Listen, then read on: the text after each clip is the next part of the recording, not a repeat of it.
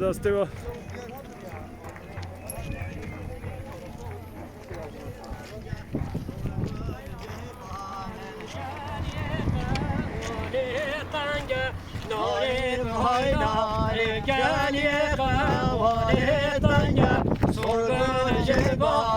Şacı xanan denge denge nari boy nari şacı xanan denge denge sorgun jebal şaş xanan denge denge nari boy nari şaş xanan denge denge sorgun jebal نقد كبيك حاضرنجه ناري بهاينا ناري بقود كبيك حاضرنجه صوركل جبار قد كبوك حاضرنجه ناري بهاينا قد كبوك حاضرنجه صوركل جبار نقال يقهوى كيله ناري بهاينا ناري قال يقهوى كيله صوركل جبار قال يقهوى كيله ناري بهاينا ناري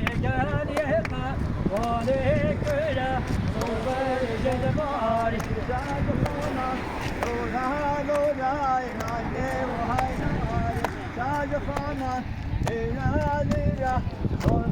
جدباري شاشخانا ليرة ليرة ناري بهوينا بشاشخانا.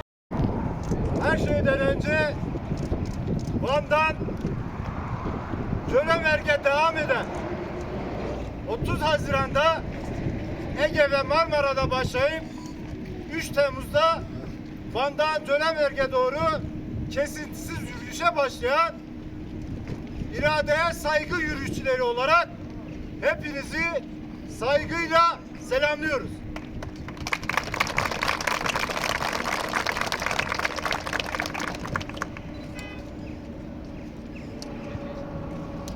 Cölemerg Belediye İş Başkanımız Mehmet Sıdık Akış nezdinde bu dönem yeniden devletin uyguladığı kayyum politikaları sonucu Cölemerg halkının iradesi gasp edildi. Cölemerg halkının iradesi talan edildi. Açık bir darbe yapıldı. Bu uygulama her ne kadar son 3 dönemdir Kürt halkının iradesine yönelik olmuş olsa da aslında 100 yıllık sömürgeci aklın tezahüründen başka bir şey değildir. 100 yıldır Kürt halkının iradesini, Kürt halkının varlığını, Kürt halkının statüsünü tanımayan bu zihniyet son olarak Kürt halkının seçme ve seçilme hakkını tanımadığını açıkça yeniden ilan etmiştir. Bu yürüyüş, bu faşist zihniyete karşı, bu sömürgeci akla karşı iradeye saygı yürüyüşü. Bu yürüyüş İmralı'da Sayın Abdullah Öcalan üzerinde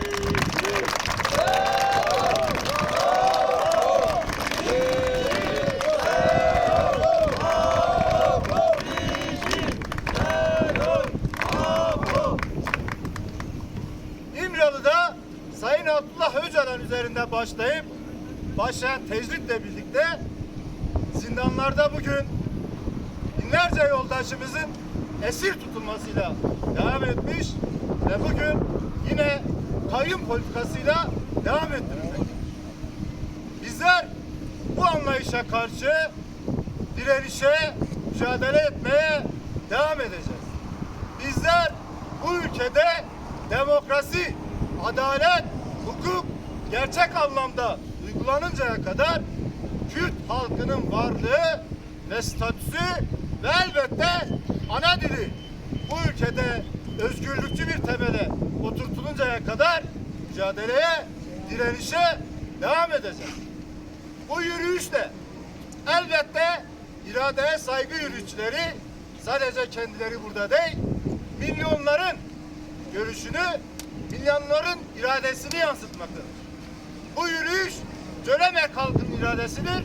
bütün Kürdistan'ın iradesidir. Bu yürüyüşle elbette bizler biliyor ve inanıyoruz. Elbette bu ülkeye bir gün demokrasi gelecek. Elbette bu ülkeye bir gün hukuk gelecek. Ve elbette bu Kürt halkının ve yoldaşlarının ve dostlarının onurlu direnişi ve mücadelesiyle gelecek. Bugün yine aynı zamanda 3 Temmuz'da JITEM tarafından katledilen sevgili Vedat Aydın'ın yıl dönümü. Kendisini de iradeye saygı yürüyüşleri olarak bir kez daha saygı, sevgi ve minnetle anıyoruz. Bu zihniyet nasıl ki 100 yıl önce Kürt halkının varlığını yok sayıp Kürt halkını asimile etmeye çalıştıysa 80'li yıllarda, 90'lı yıllarda zindanlarda her yerde Kürt halkını yok etmeye, katletmeye ve Kürt halkının varlığını tamamen ortadan kaldırmaya yönelik bir politika uyguladı. Bu politika hala devam ediyor. Bizler bu doğrultuda sevgili Vedat Aydın nezdinde bütün Kürt halkı ve dostlarının bugüne kadar vermiş olduğu bütün şehitlere karşı saygı ve hürmetlerimizi iletiyor. İradeye saygı yürüyüşleri olarak bugün kesintisiz devam eden yürüyüşümüzü akşam saatlerinde Van Başkale'ye ulaşarak bugün için tamamlayacağımızı ve nihayetinde iradesi gasp edilen Cöleberk halkıyla birlikte hep birlikte direniş için olacağımızı belirtiyor. Buradan bütün halkımızı ve bütün yoldaşlarımızı saygı, sevgi ve hürmetle selamlıyoruz. Elbette Kürt halkı bu ülkeye demokrasi getirecek, adaleti getirecek, direnişte, mücadele de bunun için. Teşekkür ederim.